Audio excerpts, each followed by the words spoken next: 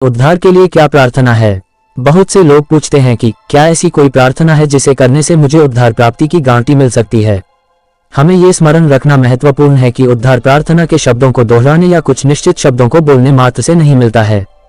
Bible कहीं पर भी एक व्यक्ति के द्वारा उद्धार के लिए प्रार्थना करने का उल्लेख नहीं करती है। उद्धार प्राप्ति के लिए एक प्रार्थना करना बाइबल सम्मत नहीं है। उद्धार के लिए बाइबल का तरीका यीशु मसीह में विश्वास करना है। यूहन्ना 3:16। क्योंकि परमेश्वर ने जगत से ऐसा प्रेम किया कि उसने अपना इकलौता पुत्र दे दिया ताकि जो कोई विश्वास करे वह नाश न हो परंतु अनंत जीवन पाए। उद्धार विश्वास के द्वारा इफिसियों 2:8 यीशु को अपना उद्धारकर्ता के रूप में स्वीकार, यूहन्ना 14:6 प्रेरितों के काम 4:12 करने के द्वारा प्राप्त किया जाता है, न कि प्रार्थना के उच्चारण से। उद्धार के लिए बाइबल का संदेश बहुत ही साधारण और स्पष्ट और एक ही समय में अद्भुत है। हम सब ने परमेश्वर के विरुद्ध पाप किया है।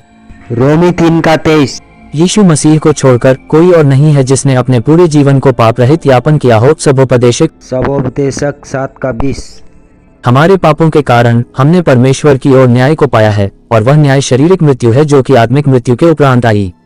हमारे पापों के कारण और ये दंड के योग्य था। हम में ऐसा कुछ भी नहीं है जिसको करने के द्वारा हम स्वयं को परमेश्वर के साथ ठीक नहीं कर सकते हैं। हमारे लिए उसके प्रेम के कारण परमेश्वर यीशु मसीह नाम के व्यक्ति में एक मनुष्य बन गया। यीशु ने एक सिद्ध जीवन का यापन किया और सदैव सत्य की शिक्षा दी, परंतु फिर भी मनुष्य ने यीशु को अस्वीकार कर दिया और उसके क्रूस के ऊपर चढ़ाकर मार दिया। हालांकि इस भयंकर पाप के द्वारा यीशु हमारे स्थान पर मर गया। यीशु ने अपने ऊपर न्याय और बोझ को ले लिया और हमारे स्थान पर मर गया।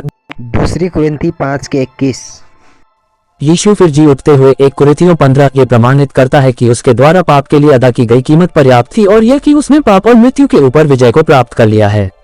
यीशु के बलिदान के परिणाम के द्वारा परमेश्वर हमें उद्धार को एक वरदान के रूप में प्रदान करता है। परमेश्वर हम सभी को बुलाहट देता है कि हम हमारे मनों को यीशु के बारे में बदलें।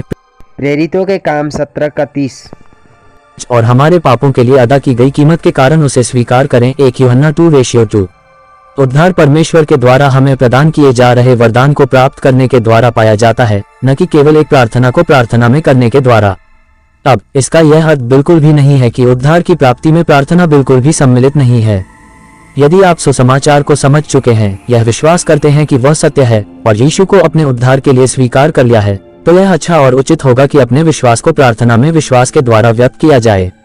प्रार्थना के द्वारा परमेश्वर से बात करना एक यीशु के बारे में तथ्यों को स्वीकार करते हुए उसे अपने उद्धारकर्ता के रूप में पूरी तरह से भरोसा करने के रूप में प्रगति कर सकता है।